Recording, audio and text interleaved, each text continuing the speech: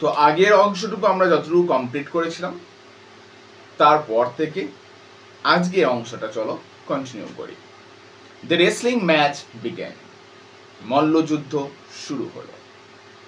Cilia wish that the youth would not be hurt during the bout. Celia মনে মনে ভাবলা, এই মল্লযুদ্ধ চলাকালীন ওই ইউথ যেন আঘাতপ্রাপ্ত না হয়। But Rosalind was more concern, কিন্তু রোজালিনকে দেখে মনে হচ্ছিল ও যেন একটু বেশিই ভাবছে। She had an inclination towards him because she felt pity for his friendless condition. সেলিয়া আমাদের এই রোজালিন্ড আমাদের এই যুবকটির প্রতি আরো বেশি করে যেন মায়াবোধ করছিল, এবং তার এই যে বন্ধুহীন অবস্থা, অর্থাৎ তাকে দেখার মতো কেউ নাই, এই জন্য তার প্রতি একটু বেশি মায়া হচ্ছিল রোজালিন্ডের।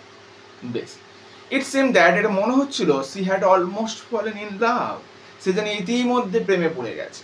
দেখো, শেক্সপিয়ারের কমেডি ড্রামার দুটো প্রধান বৈশিষ্ট্য হচ্ছে, প্রধান বৈশিষ্ট্য লাভ অ্যাট ফার্স্ট সাইট, অর্থাৎ প্রথম দেখাতেই প্রেমে পড়া।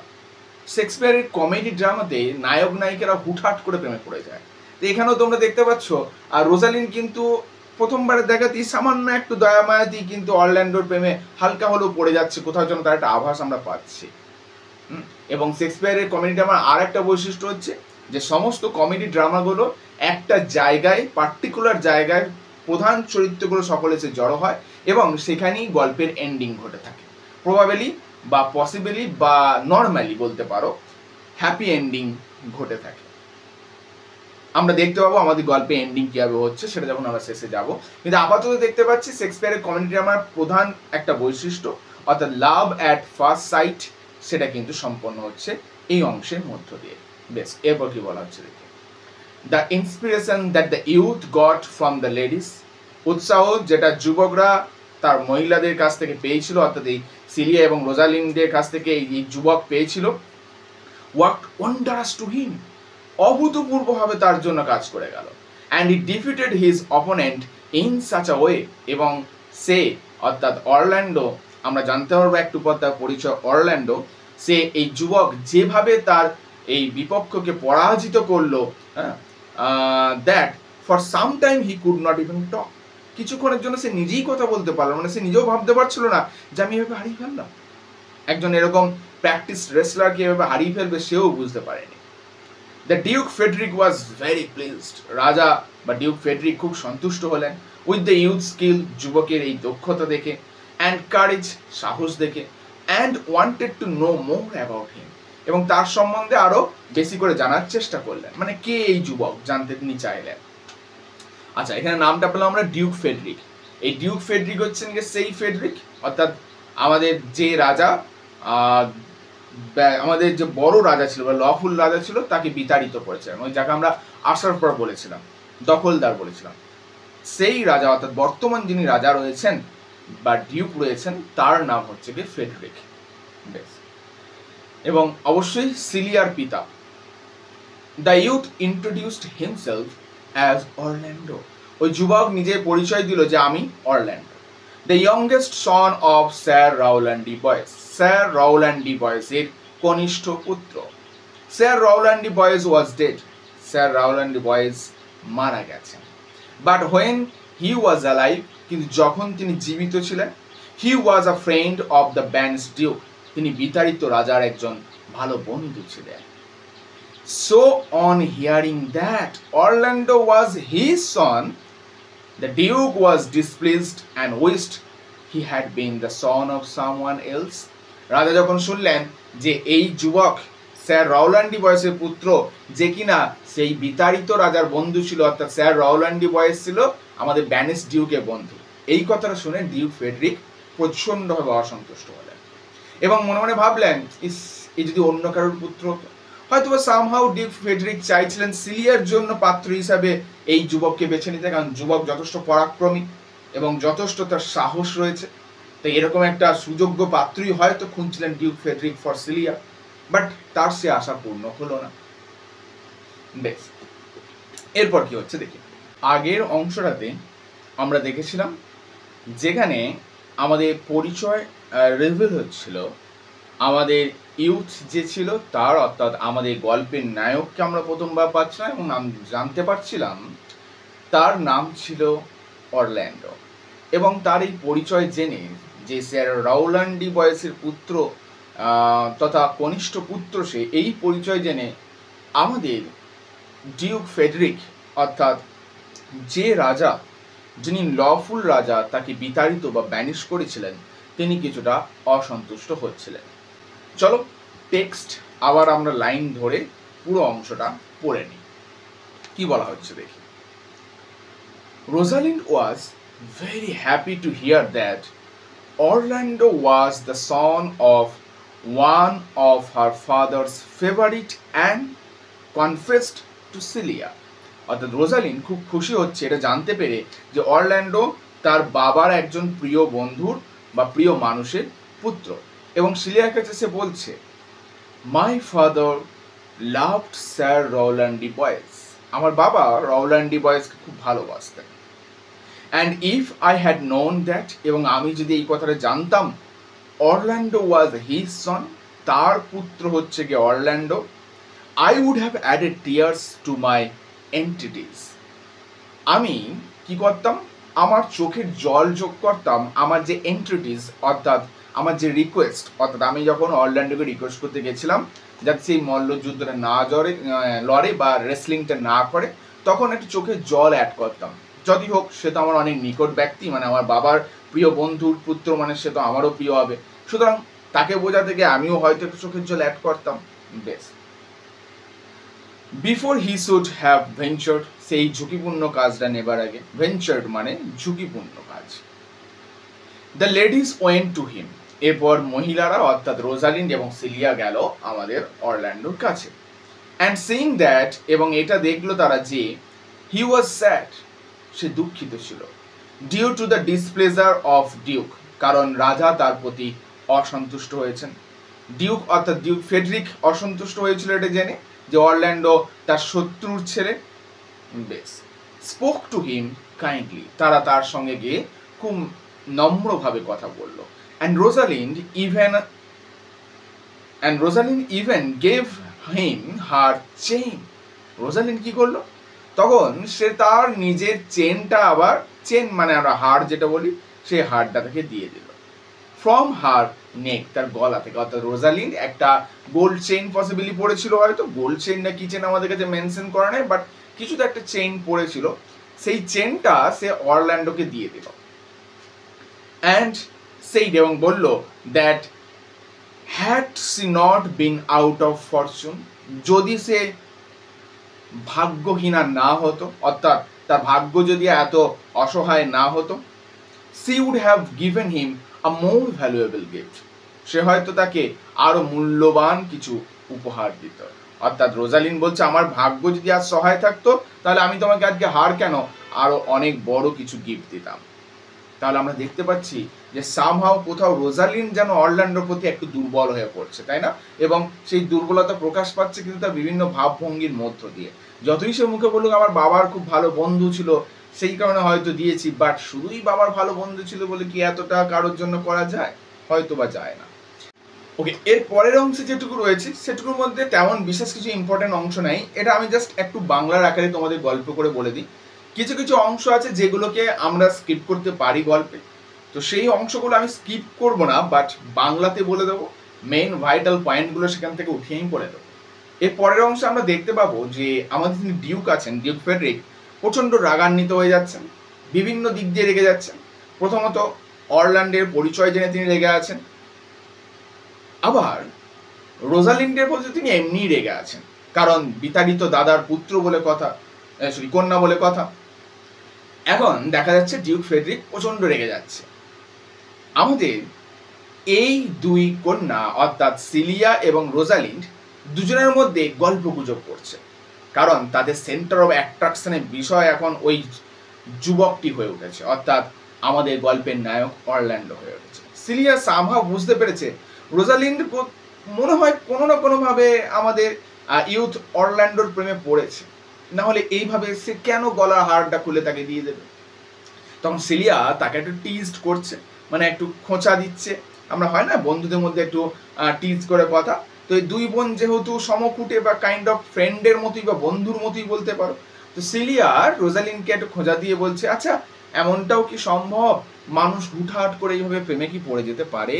তখন রোজালিন বলছে, না না তেমনটা নয়, আসলে ওর বাবা রওলান্ডি বয়েজ আমার বাবার বন্ধু ছিল, তো তাই। তার মানে রোজালিন্ডের কি যুক্তি দেখো, মানে রোজালিন্ডের যুক্তি হচ্ছে ওর বাবা যেহেতু আমার বাবার খুব ভালো বন্ধু ছিল, আমার বাবা ওর বাবাকে খুব ভালোবাসতেন, তাই আমাকেও অরল্যান্ডোকে ভালোবাসতে হবে। হ্যাঁ, রোজালিন্ড হয়তো সোজাভাবে স্বীকার করতে চাইছে না, বাট ঘুরপথে আমরা পাঠকরা কিন্তু ভালোই বুঝতে পারছি যে রোজালিন্ড কোথাও না কোথাও গিয়ে যেন অরল্যান্ডোতে আটকে গেছে।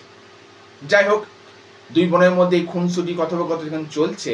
রাগান্বিত ডিউক ফেডরিক এবার প্রবেশ করছে তাদের ঘরে। এসেই ডিউক ফেডরিক সরাসরি বলছে রোজালিন্ডকে যে রোজালিন্ড আজ থেকে এখানে আর থাকতে পারবে না।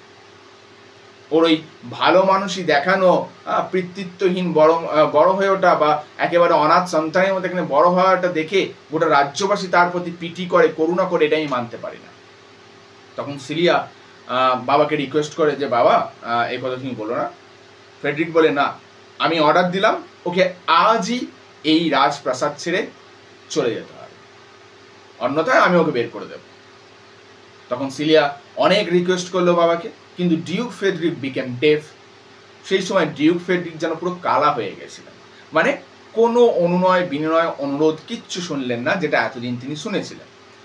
বাট আজকে বললেন না, আমি কোনো কথা শুনবো না, এবং উল্টে তিনি সিলিয়াকে বললেন, তুমি তো নিজে একটি অত্যন্ত বোকা। ওর এই ভালো মানসিকতা দেখে, ওপরে ভালো মানুষের সাজা দেখে লোকে সবাই ওকে পিটি করে, করুণা করে, কিন্তু ও যদি না থাকে তাহলে সবাই তোমার ভালো মানসিকতাটা দেখতে পাবে তুমি কতটা রোজালিনকে ভালোবাসো। সত্যিই তো সিলিয়া অবশ্যই ভালো মানুষ, কিন্তু এটা যে বোকামো সেটা আমরা বলতে পারি না। কিন্তু রাজা বলছে, সিলিয়া তুমি বোকা, তুমি বোকামো করছো ওকে রাজপ্রাসাদে রেখে।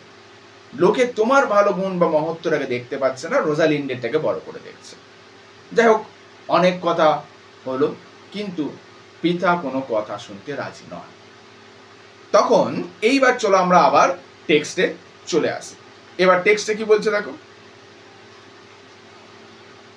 when Celia could not change her father's mind, যখন সিলিয়া পারল না তার বাবার মন চেঞ্জ করতে, to keep Rosalind in the palace, রোজালিন্ডকে রাজপ্রাসাদে রাখার জন্য, she decided to accompany Rosalind, তখন সে মনস্থির করলো আমি রোজালিন্ডকে সঙ্গ দেব to the forest of Arden, forest of আর্ডেনে যাওয়ার জন্য। দেখো বলেছিলাম শেক্সপিয়ারের কমেডিটা আমার আরেকটা বৈশিষ্ট্য, প্রধান চরিত্রগুলো সবাই একটা জায়গায় গিয়ে একত্রিত হবে।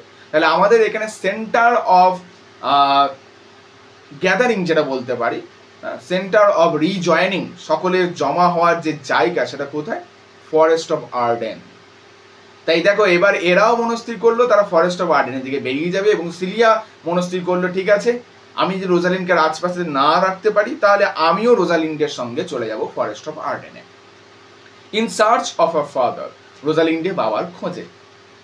বিফোর দে সেট আউট, অর্থাৎ তারা বেরিয়ে যাবার আগে, দে ডিসাইডেড, তারা মনস্থির করলো টু চেঞ্জ দেয়ার ক্লথস, তারা তাদের পোশাক আশাক পরিবর্তন করবে। as it would be unsafe for two young ladies to travel alone in rich attire, কারণ এরকম দুজন মহিলা যদি তাদের এই ধনী পোশাক আশাক পরে বাইরে বেরিয়ে যায় জঙ্গলের পথে, সেটা তাদের জন্য প্রচন্ড আনসেফ হবে, তাই না? কারণ ধন দৌলত অনেক কিছু আছে, তো সেহেতু তাদের এই ধনী পোশাকটা তাদের চেঞ্জ করতে হবে। রোজালিন তখন ভাবলো that one could disguise herself as a male, and since she was taller than Celia, she decided to dress as a country lad, and Celia could dress as country lass. তখন Rosalyn ঠিক করলো, বেশ আমরা disguise নেব, এবং ডিসগাইজে আমাদের মধ্যে একজনকে ছেলে সাজতে হবে এবং একজনকে মেয়ে। যেহেতু রোজালিন সিলিয়ার থেকে হাইটে লম্বা ছিল, তাই রোজালিন স্থির করলো সে কান্ট্রি ল্যাড অর্থাৎ গ্রাম্য ছেলে হবে, এবং সিলিয়া হবে গ্রাম্য মেয়ে। এবং এই ছদ্মবেশে কিন্তু তারা দুটো নাম নেবে, যে নাম দুটো ভীষণভাবে ইম্পর্টেন্ট। ওকে, এবং আমাদের যদি রিজন চাই যে কেন রোজালিন ছেলে সেজেছিল, because she was taller than Celia, কারণ সে সিলিয়ার থেকে লম্বা ছিল। এবার কি নাম নিচ্ছে ছদ্মবেশে তারা, দেখা যাক। and they would introduce themselves as brother and sister. অবশ্যই এটাও ইম্পর্টেন্ট লাইন, তারা নিজেদেরকে পরিচয় দেবে কি হিসাবে? ভাই বোন হিসাবে। Rosalind would call herself, Rosalind সে নিজেকে কি বলবে? অ্যাজ গ্যানিমিড, নিজের পরিচয় দেবে গ্যানিমিড, অর্থাৎ রোজালিনের নাম হলো এখন Ganymede. And Celia would be called Aliena, এবং সিলিয়ার নাম হবে এলিয়ানা। তাহলে এখন থেকে আমাদের এই নাম দুটোকে মনে রাখতে হবে, এক গ্যানিমিড, দুই এলিয়ানা। ঠিক আছে, বেশ। এরপরে অংশটা আবারও একটু ছোট্ট করে বলে দিই। এরপর কি দেখা যাচ্ছে? এরপর তারা ছদ্মবেশ ধারণ করছে, এবং ছদ্মবেশ ধারণ করার সঙ্গে সঙ্গে এরা কিন্তু বেশ কিছু টাকা এবং গয়না তাদের সঙ্গে নিয়ে বেরিয়ে পড়ছে এই রাজপ্রাসাদের, হ্যাঁ, এই সুখের জীবনকে ছেড়ে। যে যেমন রূপ নেওয়ার কথা ছিল সে তেমন রূপ নিয়েই বেরিয়ে পড়ছে, এবং চলার পথে দেখা যাচ্ছে যেন ক্যারেক্টারগুলোকে এরা নিজেদের মধ্যে একেবারে বসিয়ে নিয়েছে। দেখা যাচ্ছে গ্যানিমিডের রূপধারী, অর্থাৎ একজন ছেলের রূপধারী রোজালিন ততটাই প্রাণবন্ত এবং হাত পা ছড়িয়ে নাচতে নাচতে রাস্তা দিয়ে হাঁটতে হাঁটতে জঙ্গলের পথে যাচ্ছে, এবং সঙ্গে যাচ্ছে অত্যন্ত সুভদ্র এবারে সুলভ বালকের মতো আমাদের আর একজন, যে কিনা মেয়ে সেজেছে কান্ট্রিলাস, অর্থাৎ সিলিয়া, বা বর্তমানে যে এলিয়েনা। দুজনে এইভাবে কিন্তু আস্তে আস্তে রাজপ্রাসাদ ছেড়ে এগিয়ে চলেছে জঙ্গলের পথে। এরপর কি দেখছি দেখো। When they reached the forest of Arden, যখন তারা ফরেস্ট অফ আর্ডেন অর্থাৎ আর্ডেনের জঙ্গলে পৌঁছালো, they did not get the inns of food or the good accommodation that they had got till then. স্বাভাবিক ব্যাপার, জঙ্গলে তাদের জন্য কে খাবার নিয়ে বসে থাকবে? কে তাদের জন্য ধাবা তৈরি করবে? কে তাদের জন্য গুড অ্যাকোমোডেশন অর্থাৎ সুন্দর ব্যবস্থাপনা করবে? কিছুই থাকবে না। তাই জঙ্গলে গিয়ে এগুলোর কোনোটাই তারা পেল না, যেটা এতদিন তারা পেয়েছিল। Ganymede, who had hitherto cheered her sister, confessed that she would cry out of fatigue and hunger. Ganymede, যে এতক্ষণ পর্যন্ত প্রাণবন্ত ছিল, সে তার বোনের কাছে বলল, মানে যে এতক্ষণ ধরে তার বোনকে অনুপ্রেরণা দেওয়াচ্ছিল, চল চল চলে এসেছি, এই তো করে চলে এসেছিল, সে এবার স্বীকার করলো যে আমার প্রচন্ড খিদে পেয়েছে, ক্লান্তিতে আমি পুরো মরে যাচ্ছি একেবারে। When Eliana declared, তখন এলিয়ানা ঘোষণা করলো বা বলল, that she could walk no further, আমি আর হাঁটতে পারছি না। দুজনে প্রচুর হেঁটেছি তো। দেখো, প্রথমত এতটা রাস্তা, দ্বিতীয়ত রাজপ্রাসাদে সুখে শান্তিতে থাকা রাজকুমারী এনারা, সেখান থেকে এইভাবে এতটা পথ হাঁটা এনাদের পক্ষে যথেষ্ট কষ্টসাধ্য। তাই দুজনেই একেবারে ক্লান্ত হয়ে পড়েছে। এলিয়ানা তো একেবারে হাল ছেড়েই দিয়েছে, সে বলছে আমি আর পাচ্ছি না। তখন আমাদের রোজালিন, যে এতক্ষণ পর্যন্ত প্রাণবন্ত চঞ্চল ছিল, সেও স্বীকার করছে প্রচন্ড ক্লান্তি এবং খিদে পেয়েছে তার। বেশ, এরপর কি বলছে দেখো। বাট দে ওয়ার সার্টেন, আমরা একটু লাইন বাদ দিয়ে গেলাম। Rosalind tried to find out where they could get rest and food, Rosalind তখন খোঁজার চেষ্টা করলো কোথায় তারা খাবার এবং একটু বিশ্রাম পেতে পারে। বাট দে ওয়ার সার্টেন, কিন্তু তারা নিশ্চিত ছিল, দ্যাট দে ওয়ার লস্ট, তারা পথ হারিয়ে ফেলেছে। এত বড় জঙ্গলের মাঝে পথ খুঁজে পাওয়া মানে সোজা ব্যাপার নাকি, একটা মস্ত কঠিন ব্যাপার। জঙ্গল তার এইটুকু একটা ঝোঁক নয় যে এদিক দিয়ে ঢুকলাম ওদিক দিয়ে বেরিয়ে গেলাম। এত বড় জঙ্গলের মাঝে তারা অবশ্যই পথ হারিয়ে ফেলবে, সেটাই ঘটলো। এরপর কি হচ্ছে দেখো। জাস্ট দেন, ঠিক তখনই, দে মেট আ কান্ট্রিম্যান, তাদের সঙ্গে একজন গ্রামের মানুষের সাক্ষাৎ হলো। এর পরের অংশটা তো আমরা জাস্ট গল্পের আকারে বলে দিই এখানটা কি হলো। এই যে গ্রাম্য মানুষটার সঙ্গে দেখা হলো, সে ছিল পেশায় একজন রাখাল, যে তার শেফার্ড অর্থাৎ যিনি মালিক, অর্থাৎ যে মেস তার মালিক, তাকে বলা হয় শেফার্ড। সেই শেফার্ডের আন্ডারে কাজ করতো এই গ্রাম্য ছেলেটা। এই জঙ্গলেই একটা ওই শেফার্ডের ঘর আছে, যে ঘরটাতে ওই শেফার্ড তার এই সমস্ত ভেড়া বা গবাদি পশু যা আছে সেগুলোকে প্রতিপালন করে, এবং এই যে কান্ট্রিম্যান, সে ওই লোকটার হয়ে এই পশুগুলোকে ওই জঙ্গলের ভেতর তৃণভূমিতে চড়াতে নিয়ে যায়, ঘাস খাওয়াতে নিয়ে যায়। তো এদের সঙ্গে সাক্ষাৎ হচ্ছে আমাদের কাদের না, গ্যানিমিড এবং এলিয়ানা। এরা তখন তাকে জিজ্ঞেস করছে খাবারের বিষয়। তখন এই লোকটা বলছে, দেখুন আমি যেটুকু বলতে পারি যে আমার মালিক শেফার্ড, সেই শেফার্ডের বাড়ি এখানে আছে এবং তিনি চান ওই বাড়িটা বেচে দিতে, আমি এইটুকু আপনাদের সহায়তা করতে পারি। এবার আপনি যদি চান বা আপনারা যদি চান তাহলে আমার সঙ্গে আসতে পারেন আমার মালিকের বাড়িতে। তো যথারীতি কান্ট্রিম্যানের কথা শুনে তারা তাকে ফলো করে ওই শেফার্ডের বাড়িতে পৌঁছায় এবং শেফার্ডের কাছ থেকে কিছু টাকা ও সোনার বিনিময়ে তারা ওই বাড়িটা বা ওই ফার্ম হাউসটা কিনে নেয়, সঙ্গে পশুগুলোকেও কিনে নেয় এবং ওই যে কান্ট্রিম্যান ছিল তাকে পুনরায় তারা ওই কাজই রেখে দেয়। অর্থাৎ এখন তাদের দেখো থাকার জায়গা হয়ে গেল, খাবারও জুটে গেল, প্লাস তাদের এই গবাদি পশু প্রতিপালন করার জন্য একজন লোকেরও জোগাড় হয়ে গেল। তাহলে যথারীতি আমরা বলতে পারি জঙ্গলে কিন্তু তারা মোটামুটি নিজেদের একটা থাকার সুষ্ঠু ব্যবস্থা তারা করে ফেলবে। এই অংশে আমরা এইটুকু অংশ দেখতে পাবো এবং এই জঙ্গলের মাঝে তারা কিন্তু নিজেদের জীবনকে খুব ভালোভাবে কাটাতেও লাগবে। এর পরের প্যারাতে চলে এসো, কি বলা হচ্ছে, the two sisters settled in their new cottage life. এই দুই বোন এখন তাদের নতুন কটেজ অর্থাৎ কুঁড়ে ঘরের জীবনে খুব সুন্দরভাবে সেটেল করে গেল, very comfortably, and fancied themselves to be the shepherd and shepherdess. এবং নিজেদেরকে কল্পনা করতে লাগলো, একজন নিজেকে শেফার্ড ভাবলো, একজন শেফার্ডেস ভাবলো। শেফার্ড কে ভাবছে নিজেকে? গ্যানিমিড। শেফার্ডেস কে ভাবছে নিজেকে? আমাদের এলিয়ানা। ঠিক আছে, শেফার্ড মানে হচ্ছে পুরুষকে বোঝাচ্ছে এবং শেফার্ডেস মানে হচ্ছে মহিলাকে বোঝাচ্ছে। বেশ, এরপর কি বলা হচ্ছে দেখো, yet sometimes কিন্তু মাঝের মধ্যে Ganymede remember the youth Orlando. গ্যানিমিডের সে যুবক অরল্যান্ডোর কথা মনে পড়ে। ওই যে বলেছিলাম না, প্রেমে পড়েছে, প্রেমিকার কথা মানে প্রেমিকের কথা প্রেমিকার তো মনে পড়বি, স্বাভাবিক ব্যাপার। বহুদিন হয়ে গেল দেখা হয় না, মাঝের মধ্যে একটু চিন্তা করে কি হলো সেই যুবকে। বেশ, and thought that he was so far away from her. এবং ভাবতো এখন অরল্যান্ডো আমার থেকে কতই না দূরে। But it soon came to light, কিন্তু খুব শীঘ্রই এটা জানা গেল যে that he was also in the forest of Arden following certain circumstances.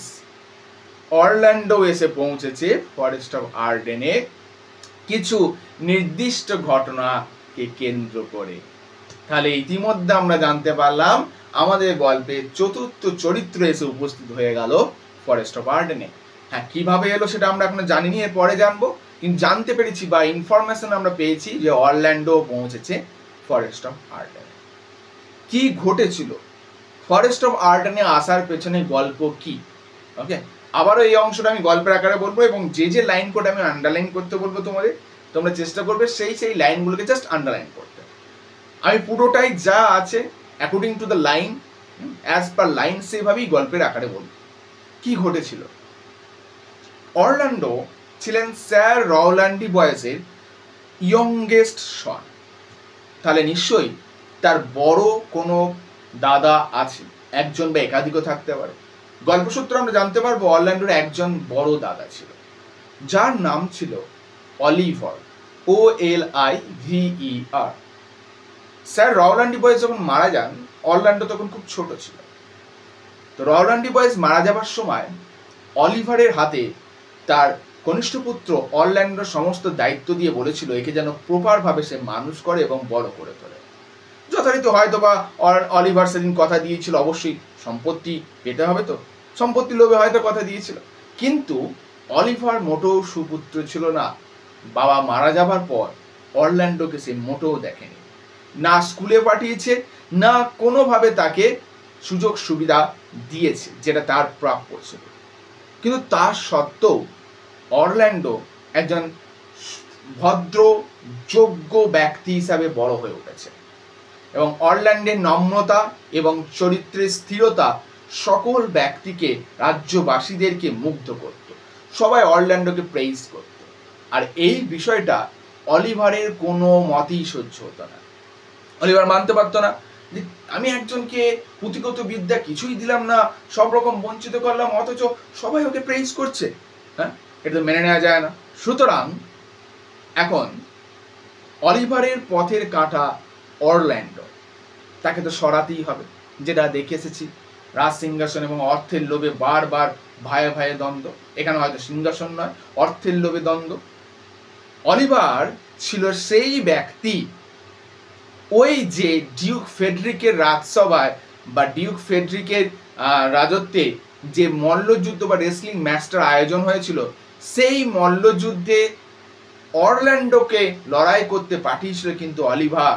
Orlando কিন্তু জানতো না তার বিরুদ্ধে এরকম প্র্যাকটিস রেসলার আছে। এটা আয়োজন করিয়ে দিয়েছিল অলিভার। অলিভার চেয়েছিল এই মল্লযুদ্ধে অরল্যান্ডো যেন ওখানেই মারা যায়, তাহলে কারো সন্দেহ হবে না যে দাদা ভাইকে মারার চেষ্টা করেছে। সবাই ভাবে নর্মাল একটা গেম, অরল্যান্ডো নিজেই পার্টিসিপেট করতে গেছে এবং সেখানে যুদ্ধে হেরে গিয়ে মারাও গেছে। কারণ তৎকালীন রেসলিং ম্যাচে এরকমটাও হতো, মানে মানুষ মারাও যেত। কিন্তু ঘটনা তো ঘটে গেছিল উল্টে। ওই যে বলে না যে রাখে হরি তো মারে কে, তো অরল্যান্ডোর কেসটা সেটা হয়েছিল। অরল্যান্ডোর উপর স্বয়ং ঈশ্বরের হয়তো আশীর্বাদ আছে, তাই অরল্যান্ডো সেদিন বেঁচে গেল। এই অরল্যান্ডো যখন বেঁচে গেল আর এই খবর যখন এসে পৌঁছালো অলিভারের কাছে, অলিভার তো আরো জেলাস ফিল করলো। সে তখন ভাবলো না আর কোনো মতেই এটাকে আর এগুতে দেওয়া যায় না। তখন সে তার কিছু ব্যক্তিবর্গের সঙ্গে, তার যারা এই সমস্ত এই কুপরামর্শ ওয়াইজ কাজ যারা করে তাদের সঙ্গে সলাহ পরামর্শ করলো এবং যুক্তি বা সলাহ পরামর্শ করে ঠিক করলো যে অলিভার তার ভাই অরল্যান্ডোকে তার চেম্বারেই সে যখন ঘুমাবে সেই অবস্থায় ঘরে আগুন ধরিয়ে দিয়ে হত্যা করবে। যে কাজটা কিন্তু আমাদের মহাভারতেও দেখা গেছিল। পাণ্ডবদেরকেও হত্যা করার চেষ্টা করেছিল কৌরবরা এই আগুন ধরিয়ে দিয়ে। তো কৌরবরা যেমন অসফল হয়েছিল পাণ্ডবদেরকে আগুন ধরিয়ে হত্যা করতে, অলিভারও কিন্তু অসমর্থ হলো অরল্যান্ডোকে আগুন ধরিয়ে দিয়ে হত্যা করতে। তবে এইবার এইখানে অরল্যান্ডোকে বাঁচালো কিন্তু একজন ব্যক্তি। কে সেই ব্যক্তি? আমাদের গল্পের অন্যতম এক প্রধান চরিত্র এবং যে অরল্যান্ডোকে তার বাকি জার্নিটাতে সঙ্গ দেবে সেটা হলো আদম বা অ্যাডাম, ADAM। এই আদম বা অ্যাডাম কে ছিল? এই আদম বা অ্যাডাম ছিল স্যার রওল্যান্ড বয়েসের একজন বিশ্বস্ত ভৃত্য বা চাকর। স্যার রওল্যান্ড বয়েসের অত্যন্ত বিশ্বস্ত চাকর ছিলেন এই আদম এবং তিনি অরল্যান্ডোকে খুব ভালোবাসতেন। কারণ আদমের মনে হতো স্যার রওল্যান্ড বয়েসের সমস্ত সৎ এবং ভালো গুণাবলী অরল্যান্ডোর মধ্যে আছে, তাই তিনি যেন কোথাও গিয়ে স্যার রওল্যান্ড বয়েসের ছায়া দেখতে পেতেন অরল্যান্ডোর মধ্যে, তাই তিনি অরল্যান্ডোকে প্রচণ্ড স্নেহ করতেন। আদম অলিভারকে এই সমস্ত প্ল্যানিং করতে শুনে ফেলে এবং সে সঙ্গে সঙ্গে চলে যায় আমাদের অরল্যান্ডোর কাছে এবং সমস্ত কিছু তাকে বুঝিয়ে বলে এবং তাকে পরামর্শ দেয় সেজন্য আজকেই এই অঞ্চল ছেড়ে বাইরে বেরিয়ে যায়। তাহলে এতদূর পর্যন্ত গল্পটা আমরা বললাম। এরপরে এই গল্পটার আর একটু অংশ রয়েছে যেটাকে আমাদের লাইন ধরে পড়তে হবে। চলো আমরা আবার টেক্সটে ফিরে আসি। কি বলা হচ্ছে দেখো, কি বলা হচ্ছে? অরল্যান্ডোর কাছে গিয়ে আদম কি বলেছিল সেটা আমরা একটু পড়ে নিই। বলা হচ্ছে, O my gentle master, my sweet master, oh you memory of old Sir Rowland, why are you virtuous? Why are you gentle, strong and valiant? And why would you be so fond of overcome the famous wrestler? Your praise in come too swiftly home before you. বলছো, হে আমার প্রিয় প্রভু, তুমি কেন এত সুন্দর, তুমি কেন এত গুণ সম্পন্ন, তুমি কেন রেসলিং এ ম্যাচটা জিতলে?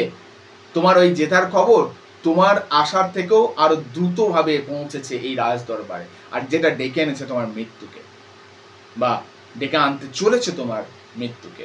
এবার কি বলছে দেখো, Orlando could not comprehend, Orlando ঠিকঠাক বুঝতে পারলো না যে কি বলতে চাইছে আদম। হোয়াট দ্য ম্যাটার, ব্যাপারটা কি? ওয়াজ and the servant explain to him, এবং তখন আদম তাকে সব খুলে বলছে the reason for his concern, তিনি কেন এত চিন্তিত। Stating the plan of his brother, তিনি তখন তার ভাইয়ের প্ল্যানটা বললেন। প্ল্যানটা কি? To burn him in his own chamber, তার ভাই প্ল্যান করেছে অরল্যান্ডোকে তার নিজের চেম্বারই পুড়িয়ে হত্যা করবে। Adam as the servant was name, তাহলে দেখো আমরা স্পষ্ট এখানে পাচ্ছি, আন্ডারলাইন করব, আগের লাইনটাও আন্ডারলাইন করব, সার্ভেন্টের নামটার আগের লাইনটা। Adam as the servant was named, Adam ওই ভৃত্যের নাম যেটা। অ্যাডভাইসড অরল্যান্ডো, অরল্যান্ডোকে অ্যাডভাইস করলো to flee the place, palace, এই জায়গাটা বা এই প্রাসাদ ছেড়ে চলে যাওয়ার জন্য। And he knowing very well that Orlando had no money, Adam কিন্তু খুব ভালো করেই জানতো অরল্যান্ডোর কাছে কোনো টাকা নেই, কারণ অলিভার তো তাকে সব কিছু থেকে বঞ্চিত করেছে, কোনোদিনই কোনো টাকা পয়সা কিচ্ছু দেয়নি। তো আদম ভালো করেই জানতো অরল্যান্ডোর কাছে কোনো টাকা নেই। ব্রট him what ever money he had saved for future. দেখো কত ভালো মানুষ। আদম নিজের ভবিষ্যতের জন্য যে টাকাগুলো জমিয়েছিল সেইগুলো এনে দিয়ে দিল কার কাছে? সেইগুলো এনে দিয়ে দিচ্ছে আমাদের অরল্যান্ডোকে, যেটা তার ভবিষ্যতের জন্য সে জমিয়েছিল। সেইং দ্যাট, সে বলল, he gave the gold amounting two 500 crowns। অরল্যান্ডোকে সে কিছু সোনা দিচ্ছে, টাকা হয়তো জমাতে পারেনি, যে সোনাগুলোর মূল্য 500 crowns। অবশ্যই মার্ক করবো আমরা এই জায়গাটায়। তাহলে এটা থেকে কিন্তু প্রচুরবার এমসিকিউ আসে যে আদম যে সোনাগুলো দিয়েছিল তার ভ্যালু কত ছিল? ভ্যালু ছিল 500 crowns। ক্রাউন্স হচ্ছে তৎকালীন দিনের একক মুদ্রার গণনা।